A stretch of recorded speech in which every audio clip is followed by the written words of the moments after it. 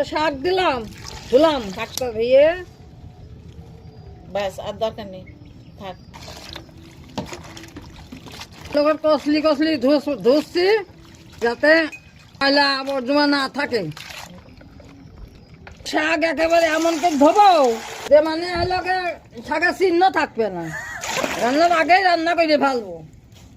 ছাদের বাগান যেখান দিনই এমন করে শাক কিরকম ধুতে পারে, পুরনো মানুষের শাক ধোয়া এক ধোয়া দিয়ে তার মধ্যে দুনিয়ার বালি থাকে, তাই খাওয়া যায় না। Kiss kiss kiss kiss kiss kiss kiss kiss করে। গাইস আমরা কিন্তু শাকটা খিচুড়ির ভিতরে দেবো। এই শাকটা হলো খিচুড়ির ভিতরে দেবা, দিয়ে রান্না করবা। স্বাদ দিতে দেখবেন যে হলো অন্যরকম স্বাদ হবে, টেস্টি টেস্টি হয়ে যাবে, টেস্টি। তেল দিয়ে দেবো।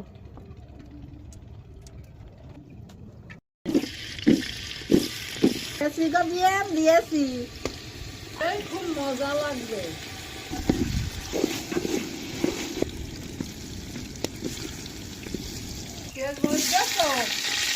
পেঁয়াজ দিয়েছি।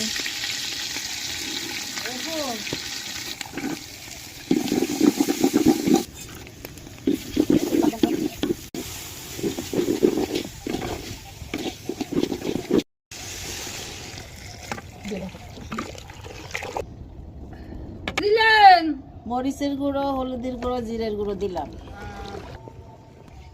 এখন বড় হইলো সরকারটা ছেড়ে দেয়। সব একবারে হইলো মিশাইয়ে একবারে রান্না বান্না করে, আই গন্ধ করে। ইহ, এত বাসনা, সুন্দর বাসনা করছে। নাড়ো নাড়ো নাড়ো নাড়ো, সুন্দর বাসনা করছে। গাইস এখন আমি শাকগুলো দিয়ে দেবো। ভালো করে দিয়েন।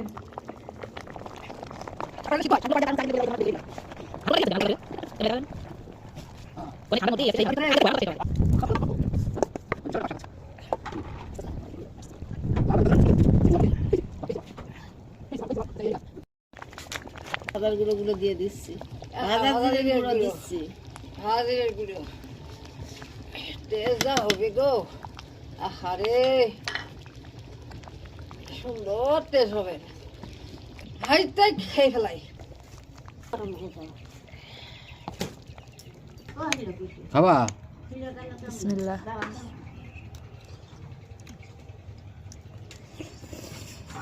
কিরাম হয়েছে? টেস্ট হয়ে গেলে হবি গরম, বলো। ঠান্ডা থাকলে খাওয়া যাবে না। আমি কিরকম লাগছে? খুব টেস্ট লাগছে। খুব স্বাদ লাগছে।